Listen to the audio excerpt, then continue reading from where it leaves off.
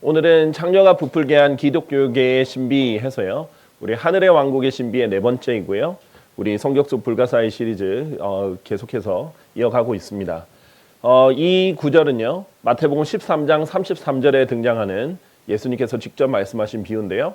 그분께서 그들에게 또 다른 비유를 말씀하시기를 하늘의 왕국은 마치 한 여자가 가져가서 곡식가루 세 도량 안에 숨겨넣어 마침내 전체를 부풀게 한 누룩과 같으니라 하셨느니라 라고 하셨습니다. 자, 예수님께서는 이 하늘의 왕국, 이 천국이 아니라고 했죠. 이 셋째 하늘에 있는 죽어서 가는 천국이 아니라 이 지상에 세워질 하늘로부터 내려오는 왕국이 됐는데, 이것이 지금 유대인들에게 받아들여지지 않아서 어떻게 됐다라고 했죠. 유대인들에게 받아들여지지 않아서 이 땅에 이 땅에 연기가 됐는데, 그럼 이 땅에는 어떤 일들이 벌어질 것인가 라는 것을 이제 좀 알려주는 것이고요. 자, 이 부분에 대해서 우리가 함께 보자면요. 누룩의 비유라고도 불리는 비유인데요. 간단하기 때문에 많이 알려져 있고요. 저번에도 말씀드린 우리 겨자씨의 비유처럼 비정상적인 성장인데 이것을 긍정적으로 봅니다. 그러니까 이제 한국 교계는, 일반적인 교계는 이 부분을, 그러니까 성장만 하면 매우 좋게 보는 거예요. 그런데 이런 부분은 하나님께서 긍정적으로 보지 않고 부정적으로 본다고 말씀을 드렸습니다. 자, 그래서 뭐 누룩 선교회라든지 누룩 같은 하나님 나라. 자, 일단 이거부터 틀렸어요. 왜냐하면 하늘의 왕국이지 하나님의 왕국이 아닙니다. 그래서 하나님의 왕국은 누룩이 될 수가 절대 없습니다. 하나님의 왕국은 순수하기 때문에 절대 누룩에 비유되지 않습니다. 이거는 하늘의 왕국이에요. 이 땅은 그렇지 않아요. 하나님은 절대 누룩이 들어갈 수 있지 않아요. 그런데 이 땅에 세워지는 지상왕국, 그런데 연기가 된, 그래서 이 땅에 펼쳐진, 그 연기가 된 동안 펼쳐지는 이 땅의 일은 순수하지 않습니다. 자, 그래서 누룩 복음도 아니죠. 이것을 지난번에 겨자씨도 복음으로 본다고 했고 누룩도 복음이라고 본다고 했죠. 그런데 누룩 같은 자들이 세운 하나님 나라, 자, 하늘의 왕국과 하나님 나라를 동일시했기 때문에 생긴 문제라고 했죠. 이게 단순히 생각해도 이것은 결코 같을 수가 없어요. 왜냐하면 하나님의 왕국과 하늘의 왕국인데, 하나님은 하늘과 달라요. 하늘은 물리적이에요. 우리가 눈으로도 볼 수 있어요. 하늘은 새들도 거기서 날아다닐 수 있는 물리적 공간입니다. 그런데 하나님은 한 영이시고 하나님은 볼 수 없다, 이렇게 말씀하셨거든요. 자, 누룩은 그러면 무엇인가? 우리가 일단 잘 알다시피 이 누룩 자체는 이제 빵 같은 곳에 넣어서 이제 부풀게 하는 효소 같은 거거든요. 그런데 성경에서 이제 예수님께서 비유로 말씀하신 누룩은 무엇을 상징하는 것이냐? 이 복음이 아니라는 거예요. 복음이 널리 퍼지는 것이 누룩 때문에 부풀어지는 게 아닙니다. 긍정적인 것이 아니라, 복음이라는 성경적 근거 전혀 없다. 1번이 제일 중요하죠. 우리가 성경을 해석할 때, 비유나 상징을 해석할 때는 자기 생각이 아니라 성경으로 성경을 해석한다라고 말씀드렸습니다. 그리고 긍정적인 문맥이 아니라 지금까지 계속해서 부정적이죠. 이 하늘의 왕국은요, 대부분이 부정적입니다. 긍정적인 요소가 있다면 그 부정적인 것 중에 아주 일부만을 다루고 있습니다. 자, 그래서 이런 생각은 후천년주의적 생각이라고 했고, 지난번에 이 후천년주의 관련해서는 지난번 강의를 꼭 참조하셔야 됩니다. 그래서 겨자씨의 비유에서 말씀드렸듯이 후천년주의적 생각은 매우 정치적이고 매우 잘못된 생각으로 이 땅을 자기들끼리 발전시킨다라는 개념이 있기 때문에 문제예요. 그런데 전천년주의적, 예수님께서 오셔야 천년왕국이 발생한다라는 생각은 매우 부정적으로 이 세상을 봅니다. 왜? 이 세상은 점점 악해질 것이니까. 이 누룩도 마찬가지죠. 자, 마태복음 13장 33절에 우리가 알아야 되는 이 부분은요, 이 여자와 그 다음에 곡식이라는 곡식가루의 이 부분이 중요하고요. 그 다음에 세도량, 그 다음에 전체를 불불게 했는데 누룩이죠. 그래서 이것은 현상이고요. 이것이 무엇인지를 보시면 되겠습니다. 제 말이 아니라 성경적으로 우리 보시면 되겠죠. 그리고 이 부풀게 한다라는 것은 이런 양적 성장이요. 그것도 비정상적으로 확 부푸는 거 있잖아요. 그런 것은 무조건 좋은 것이 절대 아니다라는 거예요. 자, 그러면 한번 보겠습니다. 고린도전서 5장 6절에서 8절, 성경에서 사실 누룩은 굉장히 많이 나옵니다. 누룩은요, 성경 곳곳에서 다 부정적으로 나와요. 너희의 자랑함이 좋지 않도다. 너희는 적은 누룩이 온 덩어리를 부풀게 하는 것을 모르느냐. 그러므로 오래된 누룩을 제하여 버릴지니 너희가 누룩이 들어있지 않은 자들로서 하나의 새 덩어리가 되게 하려는 것이라. 누룩이 들어있지 않은 새 덩어리가 매우 좋은 것이고요. 그렇지 않고 이 오래된 누룩은 제하여 버려라 라고 했습니다. 그러니까 적은 누룩이 온 덩어리를 부풀게 하는 것이 좋지 않은 거예요. 좋지 않은 문맥에서 말씀하신 거예요. 부푸니까 좋은 거다? 아니에요. 부풀어서 오히려 안 좋은 거라는 겁니다. 고린도전서 5장 6절에서 8절 문맥은 이 고린도 교회에 심각한 죄를 지은 사람이 남자가 있었는데 아버지의 아내와 관계를 가진 거예요. 그러니까 이제 자기 친엄마는 아니지만 아버지가 드린 다른 아내에게 이제 관계를 가진 거죠.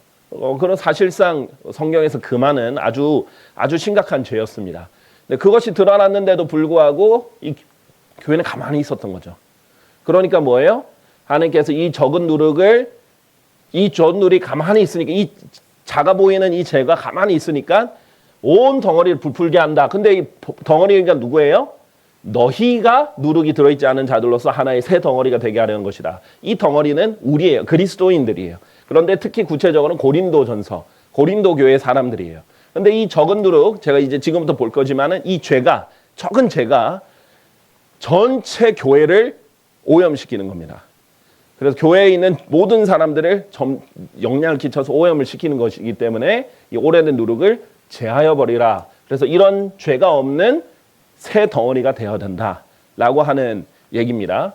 자, 그러니까 문맥상 여기서 이어지는데 직접적으로 성경이 설명해요. 보세요. 고린도전서 5장 6절에서 8절 이어지는 내용입니다. 바로 다음 구절에 이는 바로 우리의 유월절 어린 양이신 그리스도께서 우리를 위하여 희생하셨기 때문이라. 그러므로 우리가 그 명절을 지키되 오래된 누룩으로 말고 악의와 사악함의 누룩으로도 말며 다만 누룩이 들어있지 않은 성실과 진실의 빵으로 지키자. 직접적으로 해석하죠. 어떤 누룩? 악의와 사악함의 누룩. 죄를 말합니다. 제가 혼자 설명한 게 아니라 성경이 설명을 하는 거예요. 그렇죠? 긍정적입니까? 이게 복음이에요? 그럼 복음이면 뭐예요? 교회가 열심히 품고 있어야겠죠. 그런데 그게 아니라 복음을 제어버리면 안 되죠, 교회에서. 이것은 악의와 사악함의 누룩이다. 자, 그런데 특히 무엇을 언급하셨어요? 유월절을 언급하면서 예수님은 유월절 어린 양이시다. 자, 유월절에 어떻게 했어요? 꼭 지켜야 되는 것 중에 하나가 누룩이 들어있지 않은 빵으로 유월절을 지켜라 라고 했어요. 자, 그런데 우리는 유대인의 명절을 율법으로 지키는 게 아니라 예수 그리스도를 기념하고 예수 그리스도를 기억하고 예수 그리스도를 드높이면 우리가 이 명절을 성실과 진실의 빵으로 지킬 수 있다라는 거예요. 우리가 이 덩어리가 교회인데 이 지역교회를 순수하게 지키면 우리가 유월절을 성실과 진실의 빵으로 지키는 것이다 라고 이제 얘기해 주시는 겁니다. 이게 문맥이에요. 그러니까 제가 말할 필요 없이 누룩은 죄라라는 거예요. 악의와 사악함의 누룩. 그리고 누가복음 12장 1절은 예수님께서 직접 이렇게 말씀하셨죠. 너희는 바리새파 사람들의 누룩 곧 위선을 경계하라. 위선도 뭐예요? 죄죠. 그런데 바리새파 사람들의 대표적인 죄가 뭐예요? 위선이에요. 예수님께서 바리새파 사람들에게 너희 위선자야 이렇게 말씀하셨죠. 죄예요, 죄. 이것도 제가 설명할 필요 없죠. 누룩을 위선이라고 예수님께서 설명하셨죠. 저는 제시하는 거예요. 성경에서 누룩을 뭐라고 하는지. 그러니까 우리도 사사롭게 해석할 필요가 없어요. 그냥 성경으로 성경을 해석하도록 하면 됩니다. 자, 그래서 아까 전에 예수님을 유월절 어린 양 얘기했는데 유월절과 함께 하나의 세트로 지켜지는 절기가 바로 무교절이라는 거예요. 영어로 Feast of Unleavened Bread인데 말 그대로 빵에 그 누룩이 들어있지 않다라는 거예요. 그 빵에 누룩이 들어있지 않다. 무교절이 되는 거예요. 그래서 이 빵에 누룩이 들어있지 않은, 그러니까 누룩이 들어가 있으면 어떻게 되냐면요. 그 제빵사들이 빵을 구울 때 그런 효소들을 넣으면 빵이 어떻게 돼? 구워지면서 부풀죠. 요만 했던 반죽이 이렇게 부풉니다. 그러면 뭐예요? 푹신푹신하고 맛있겠죠. 자, 그런데 그렇지 않은 빵은 푹신푹신하지 않고 부풀지 않고 그냥 딱 있는 그대로 되는 거예요. 그럼 딱딱하고 그런 거예요. 그런데 이런 무교절을 이제 하나님께서 일부러 마시는 음식이 아니라 이 누룩이 들어있지 않은 바로 이 음식으로 이 빵으로 이 유월절 지키라고 해주신 겁니다. 그래서 예수님을 상징하는 거예요. 왜냐하면 예수님 스스로가 자기가 빵이다. 나는 생명의 빵이다. 라고도 얘기하셨거든요. 지금 이 두 개 다 이 고린도전서 5장 6절에서 8절에서 예수님이 언급하는 이유가 있어요. 예수님이 유월절 어린 양이시자 곧 빵이에요. 그렇기 때문에 예수님은 누룩이 들어있지 않은 빵이고 유월절 어린 양으로서 죄가 없는, 흠이 없는 어린 양이셨거든요. 그러니까 예수님이 죄가 없다라는 걸 표현하는 또 다른 것이 흠도 점도 없는 어린 양이신 거예요. 그런데 빵으로서는 누룩이 없는 빵이어야 되는 거고. 자, 그렇기 때문에 예수님의 이 깨끗한 산과 죄 없는 몸을 상징하는 겁니다. 레위기 7장 13절 다음으로 같은 달 15일은 주께 무교절이라 너희는 반드시 7일 동안 누룩이 들어있지 않은 빵을 먹을지니라 명령이에요. 반드시 이날은 그렇게 해야 된다. 예수님의 이 죄 없으심을 보여주는 데죠. 누룩과 더불어 만들어져서는 아니다, 아니 된다 이렇게 하셨죠. 일반적으로 심지어 무교절이 아닌 것들도 어떻게 돼요? 음식 제물은 누룩과 더불어 만들어져서 안 된다라고도 말씀하십니다. 자, 갈라디아서 5장 9절도 적은 누룩이 온 덩어리를 부풀게 하느니라 했을 때 갈라디아서 5장의 문맥은 죄들이에요. 죄가 쭉 적혀 있어요. 그러니까 죄, 거짓교리 이런 것들이 덩어리를 구원받은 그리스도인들이었죠. 아까 전에 고린도전서 때 고린도 교회 사람들 구원받은 사람들의 모임이죠. 그 덩어리를 부풀게 한다. 이게 비정상적으로 성장하게 하고 다 영향을 끼치는 것을 이제 보여줍니다. 자, 그래서 이 문맥이 뭐였어요? 고린도전서 아까 5장의 문맥이 5장 6절에서 8절이었죠. 문맥이 음행이 있었던 사람이 있었는데 이방인들 사이에서도 이름조차 불리지 않는 그런 행위를 했다. 그리고 너희가 우쭐해져서 오히려 애곡하지도 않고 추례되도록 하지도 않았다. 추례되게 하지도 않고 그러니까 교회에서 내보내야죠. 그런 죄는. 그러면 그 사람이 회개할 기회를 주는 거기도 해요. 잘못됐다는 공개적으로 알려주면서 사람들이 딱 경계를 하죠. 그런데 그러지 않고 가만히 있으면 저 해도 되나 보다. 이렇게 되는 거죠. 그럼 전체가 영향을 끼칩니다. 자, 그래서 그게 오히려 교만이다라는 거예요. 자, 유일하게 성경에서 누룩이 든 빵을 자신의 제물로서 바치라라고 한 그 절기가 있습니다. 바로 오순절이에요. 유일하게 누룩이 든 빵을 허락할 때 성경에서 유일하게 누룩이 든 빵을 허락해 주세요. 바로 이때 오순절인데 이 오순절이 바로 교회를 나타냅니다. 왜냐하면 이 교회 시대가 시작된 게 오순절이거든요. 오순절에 교회가 시작이 됐어요.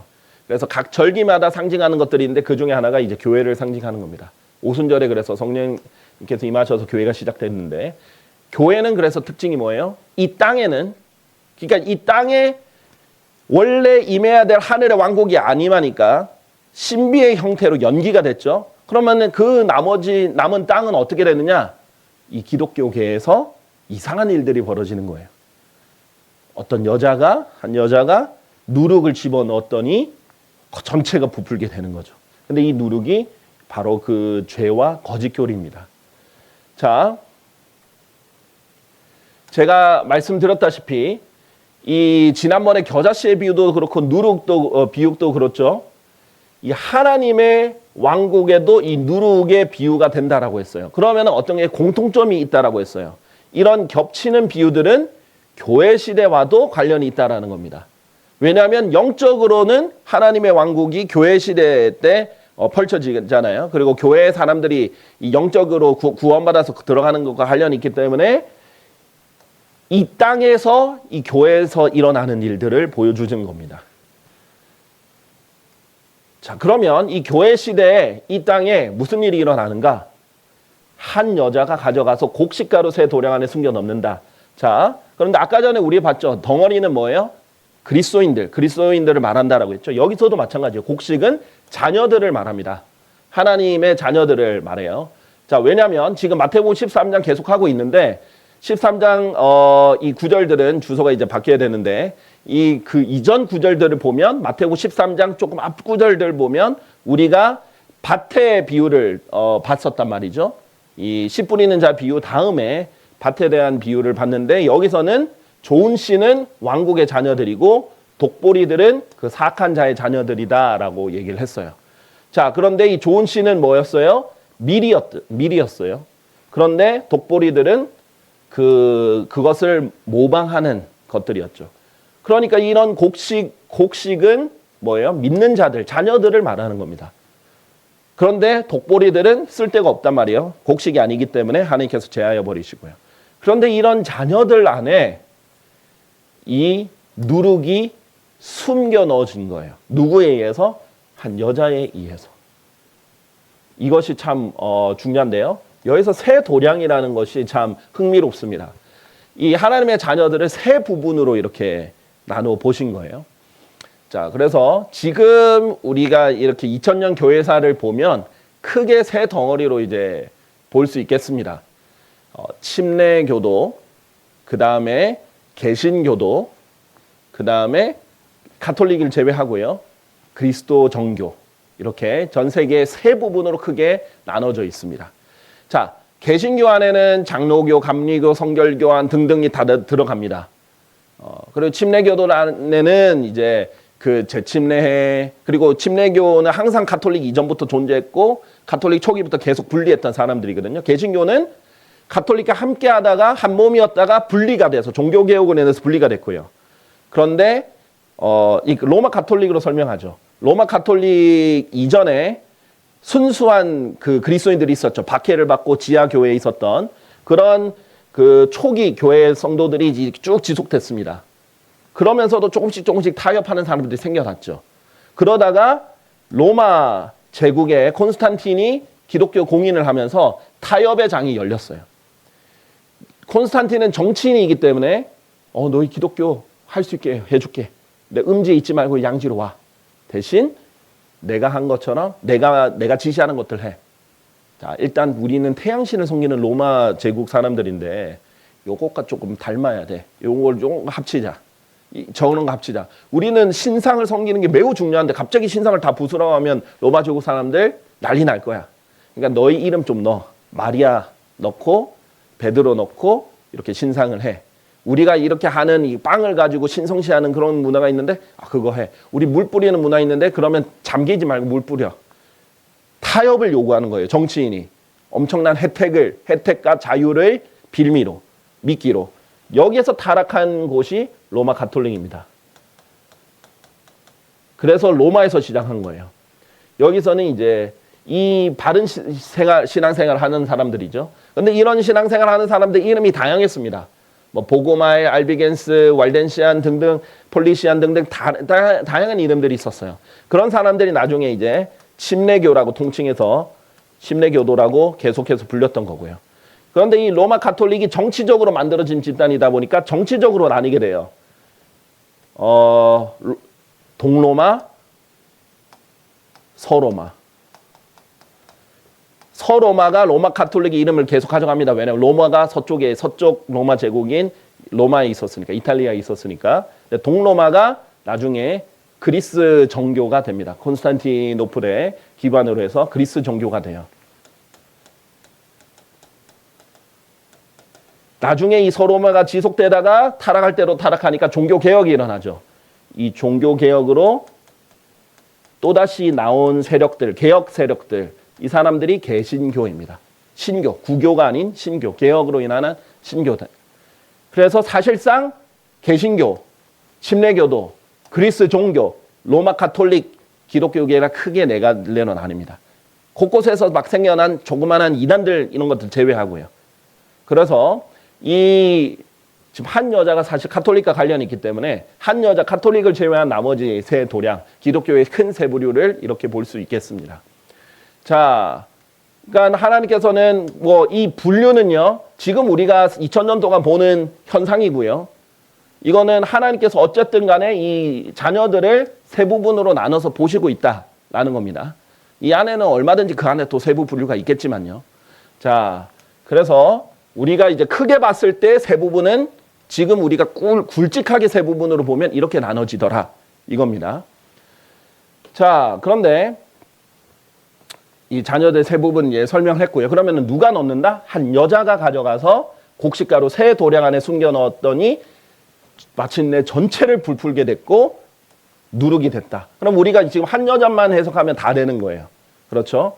자, 한 여자는 그런데 이런 죄들을 거짓 교리를 가지고 와서 집어넣는 그런 그런 집단이 무엇이냐? 바로 이제 우리가 알고 있는 로마 카톨릭이죠. 신비의 바빌론, 거대한 바빌론 이렇게 불리는 곳입니다. 이거는 마태복음 13장이 아니고요. 자, 그리고 그녀의 이마 위에는 한 이름이 기록되어 있었는데 신비라, 거대한 바빌론이라, 땅의 창녀들과 가증한 것들의 어미라, 여성으로 표현하고 있죠. 우리가 신비, 우리 불가사의 배울 때 뭐라고 했었죠? 바로 이게 거대한 바빌론의 신비다. 이렇게 설명을 했던 것. 그거 한번 참조해 보시면 좋겠고요.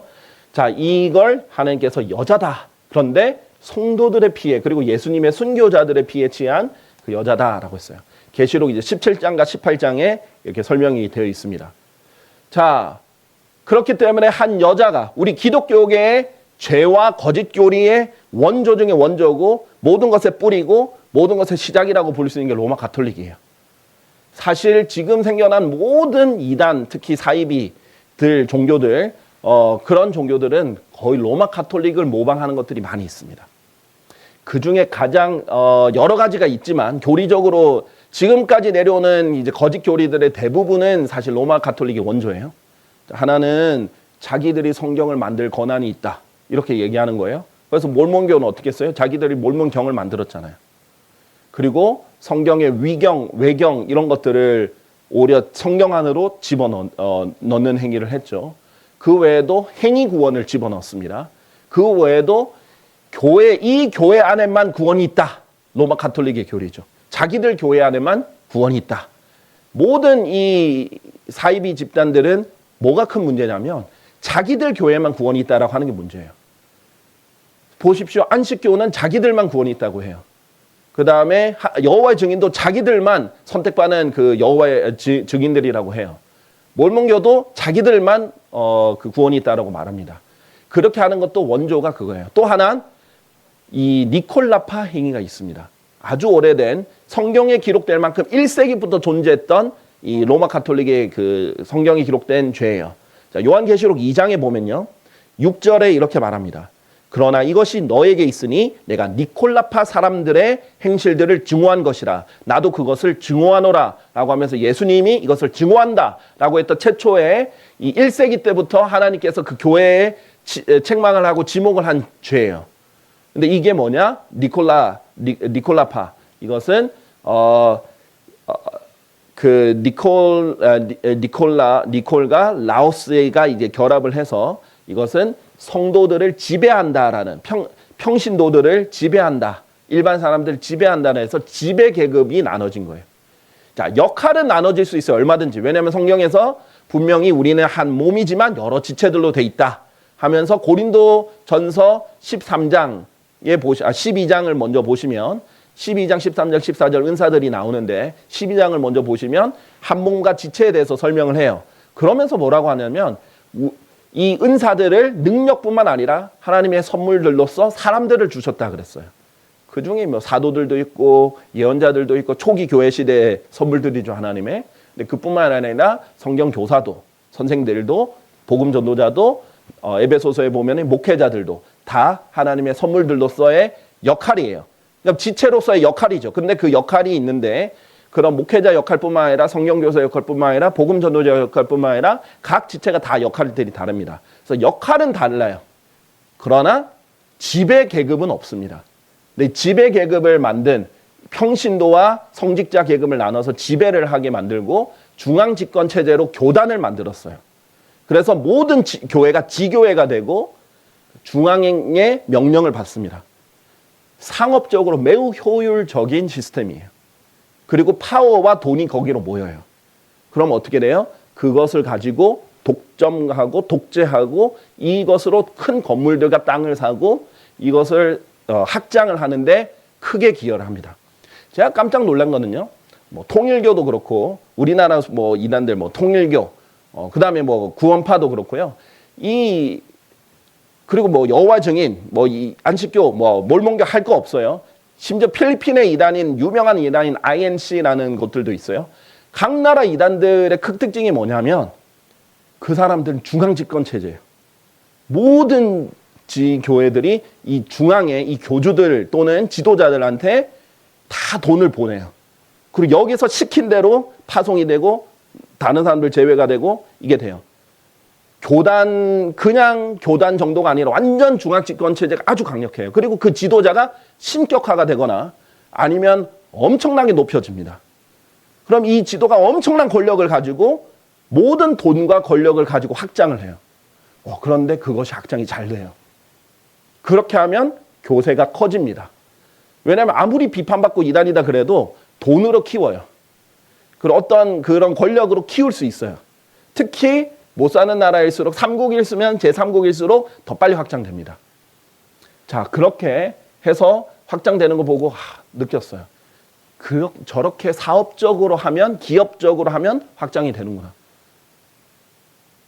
그들에게는 성도들이 각 지역에서 돈을 모을 수 있는 소스예요. 그리고 뭐 사업도 결국은 나중에 하더라고요. 그것도 사실 로마 가톨릭의 그겁니다. 로마 가톨릭이 공식 사업이 뭡니까? 성수 팔고 신상들 팔고 로마 가톨릭이 만든 묵주, 로마 가톨릭의 기도문 팔고 온갖 것들이 로마 가톨릭 공식적으로 있는 베드로상, 예수님상, 아기 예수님상, 마리아상 이런 것들 다 팔죠. 그런 것들이 원조더라고요. 근데 그렇게 하면 돈이 모이고 권력이 모이고 중앙 집권이 되고 효율적으로 한번 저게 선교를 갈 때 우리 독립침례교회들은 안 그렇잖아요. 우리는 교단이 아니니까 엄청 힘들게 개척을 해요. 거의 아무것도 없는 것에서 일부 교회들이 지원을 조금씩 해주고 시작하는 교회는 잘 시작하는 교회예요. 근데 그렇게 해봤자 큰 돈이 지원되는 게 아니라 그 사역자가 조금 살 수 있도록 지원이 좀 되는 거죠. 그런데 가서 고생해서 이제 집에서부터 한 명씩, 두 명씩, 세 명씩 모이고 어떤 장소 하나 겨우 조그만 데 구해가지고 하나씩 둘씩 모여가지고 또 거기서 조금 확장하고 이렇게 되는 거예요. 그런데 이게 얼마나 오래 걸려요. 그리고 일반 사람들은 조그마한 데 있으면 몰라요. 그리고 관심 가지고 안 가요. 그런데 갑자기 저 동네에 신도시가 들어섰는데 신도시 들어설 때부터 커다란 건물로 멋진 교회 건물이 탁 들어섰어요. 사람들은 좋은 데나 하고 들어가는 거예요. 열심히 사람들이 교회 데리고 오는데 훈련을 받습니다. 그런 식으로 확장을 하는 거예요.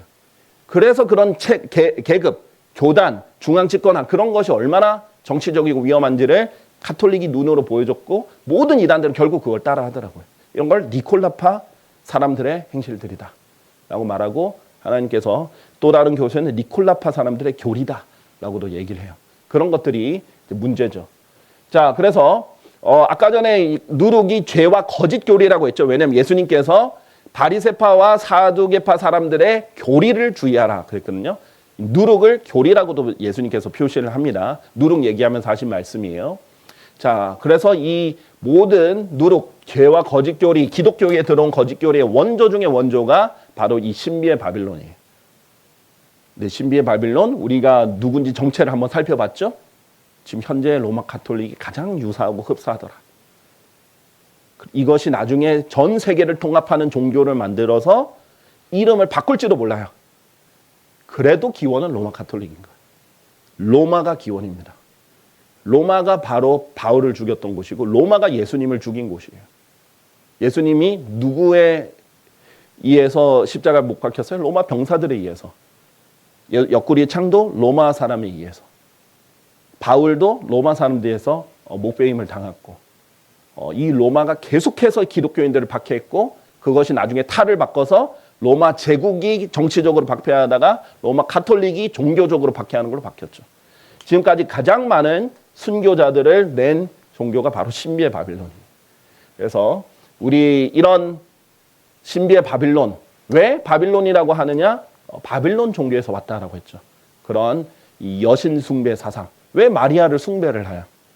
마리아에게 왜 기도를 해요? 마리아에게 왜 입맞추죠? 발에 입맞춥니까? 우리가 전에도 예전에 봤지만 경배 행위가 뭐예요? 무릎 꿇고 절하면서 입맞추는 것. 그것이 경배 행위거든요. 겉으로 드러난 경배 행위예요. 자, 그런데 그것을 마리아에게 하고 하늘의 여왕이라고 하고 자, 그렇게 했던 것을 이제 볼 수 있습니다. 자, 그래서 이 성경 속 7대 불가사의 바빌론 불가사의 영상을 꼭 한번 잘 살펴보시고요. 거의 모든 거짓 교회의 출처가 로마 가톨릭이다. 그러나 한 다리 건너서 보면 모든 원조는 로마 가톨릭이다. 직간접적으로 로마 가톨릭의 기원이다라는 것을 볼 수 있습니다. 자, 마찬가지예요. 로마 가톨릭이 주장하는 것 중에 하나가 뭐예요? 제일 가증한 주장 중에 하나는 자기들이 성경을 마음대로 뜯어 고칠 수 있다는 주장이에요.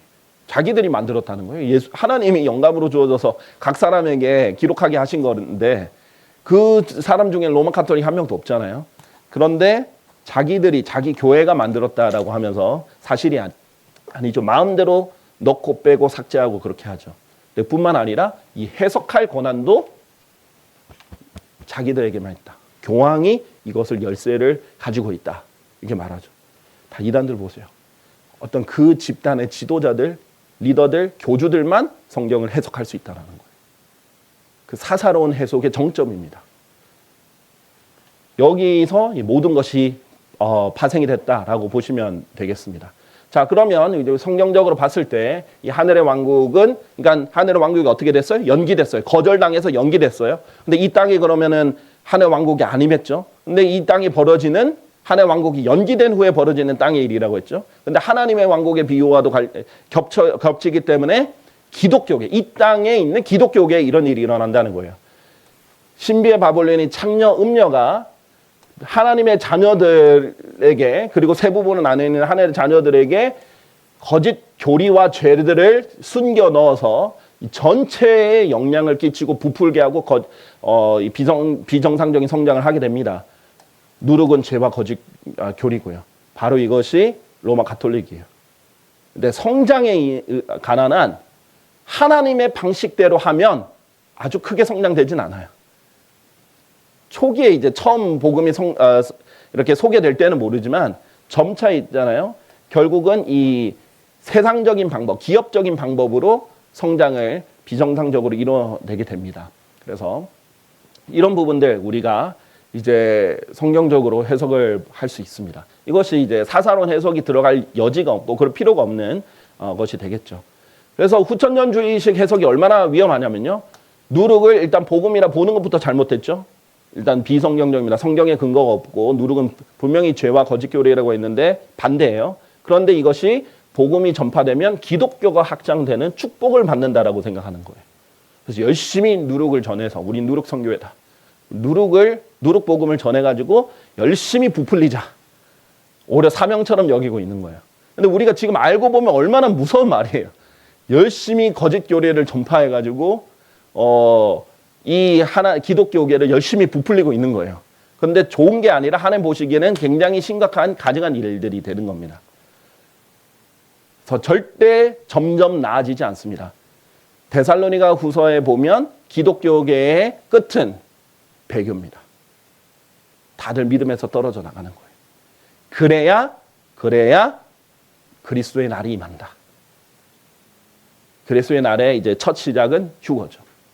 그렇기 때문에 우리가 휴거가 되기 전 이 마지막 날들에는 그런 것들을 이제 계속 보게 될 겁니다. 점점 더 부풀려져 가요, 기독교계가.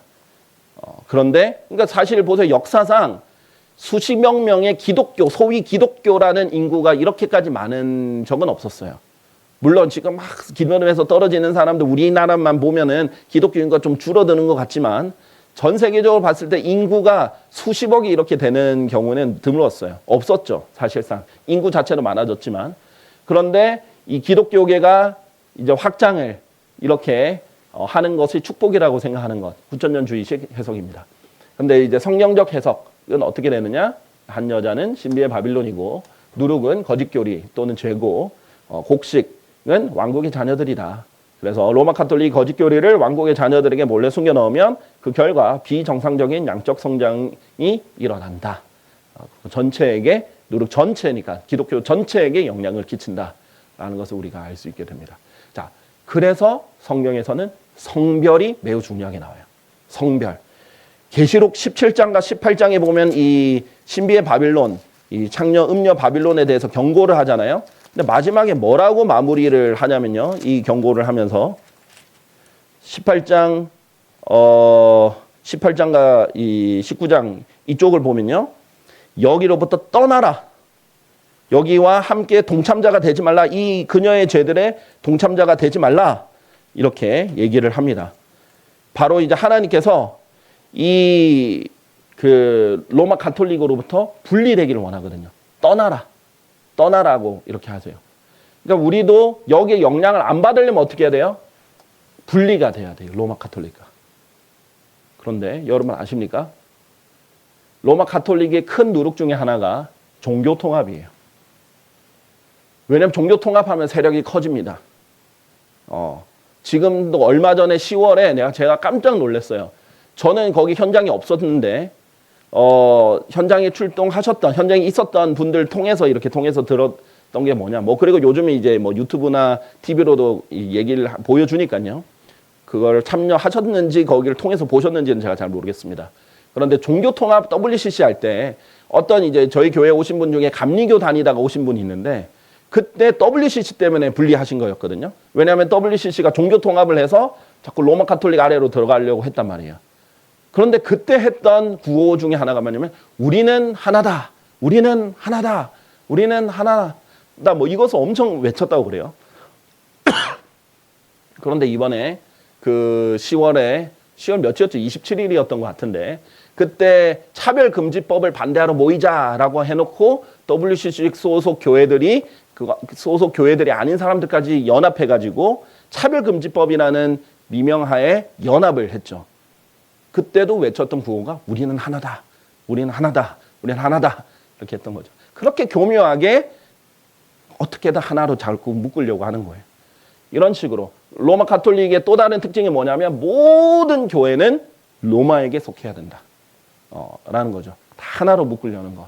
우리가 이것을 영향을 안 받으려면 분리, 성별 밖에는 없습니다. 그렇게 해야만 여기서 영향을 받지 않는 거죠. 자, 결국 교리가 달라지면 믿음이 완전히 달라지는 그런 예들을 우리가 보았습니다. 그래서 성경은 신기하죠. 그냥 기록되어 있는데 보는 사람에 따라 어떤 믿음을 가지고 있느냐에 따라서 완전히 해석이 달라지는 거예요. 놀라운 책입니다. 살아있는 책이에요.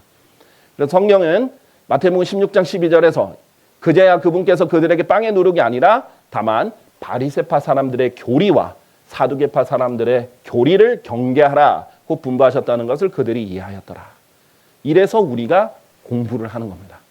왜? 성경에서는 하나님은 우리에게 성경을 진리의 말씀을 공부하라. 바르게 나누어 공부하라라고 명령하셨기 때문에 공부를 해야 교리를 차이를 알고 경계를 할 수 있죠. 그래서 성경의 디모데후서 3장 16절에 성경의 첫 번째 목적은 교리입니다. 성경을 좋은 책이에요. 그렇죠? 근데 좋은 책인데 좋다 하고 끝낼 게 아니라 연구하라고 책으로 주신 거예요. 책은 공부하라고 주신 거지 책은 장식력으로 주신 게 아닙니다. 그리고 한번 훑어만 보라고 주신 게 아니에요. 책은 단순히 그냥 쭉 빨리 읽을 수도 있겠지만은 하나하나 묵독을 하고 묵상을 할 때 훨씬 더 그 가치가 나는 법입니다. 그래서 오늘 이걸 통해서 바른 신비를 또 알게 되셨기를 바랍니다. 감사합니다.